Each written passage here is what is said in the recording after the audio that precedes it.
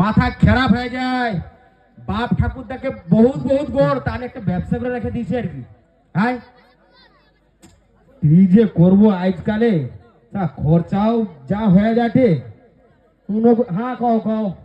হ্যাঁ আর তবলা তবলা দিয়া যার মতন আর সেরকম নেই। এ তো বাপ ঠাকুরদা এমন ঘটনা। ধনু ঠাকুর মশাই দেখছো? তাই ধনু ঠাকুর মশাই কাই কাই ও কাই বুষ্টুম ঠাকুর ভালো আছো রে? গা তোর মনকে কি কথা রে? হ্যাঁ বৈষ্ণব ঠাকুর কইলে কি তোর মুখ খসিয়া পড়িয়াবে? হ্যাঁ এ তুমি আরে চটিয়া গাটাকে সবসময় তোমার চটা বেরাম না, ওগুলো ভাল লাগে। হ্যাঁ চটার কথা কইলে চটবে নি আর কি বুঝছু? ওটা চটার কথা হ্যালো না একটু সম্মান দিয়া কথা বলতে যাবে। বৈষ্ণব ঠাকুরকে বৈষ্ণব ঠাকুর কইতে হয়। আসলে তোনকে কেয়া কি আর হবে?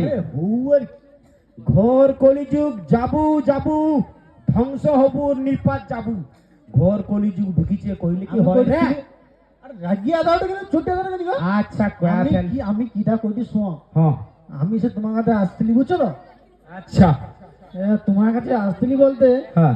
সে গোটে লুটন। আরে এটা কি রকম ব্যাপার? হ্যাঁ আরে তুমি সবসময় ডাকে যাবে নিকা? ও ক কথাটা শুইব নাকি? ক আমি হচ্ছে আমার একটা পুরাতন মঞ্চ থাইলো বুঝছো? পুরাচন মন্ত্র সাথে তো হ্যাঁ হ্যাঁ থাইলো। সে একটু নষ্ট হয়ে গেলে সে ভাঙিয়েছে বুঝছো? তাকে আরো ভালো করে ভাঙিয়ে দেয়, সেটা একটা পাকার মঞ্চ করছি।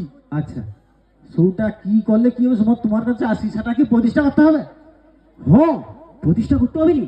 ওই জন্য তো কইটি কিটা করলে কিটা হবে সেটা একটু কেয়া দো আর কি।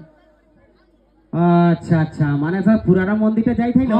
একটু কমে দেখো ঠাকুর মশাই, একটু কমে। এই মঞ্চ বুঝকি তো একেবারে টগর টগর ব্যাগ ছাপাইছে। মানে তো কত মঞ্চটা 14,000 টাকা লিচে গো। আবার কি চেন্নাই ফেরত মিস্ত্রি দিয়ে একটা বানানো হয়েছে বুঝছো? এই স্টাইল ঘষিয়া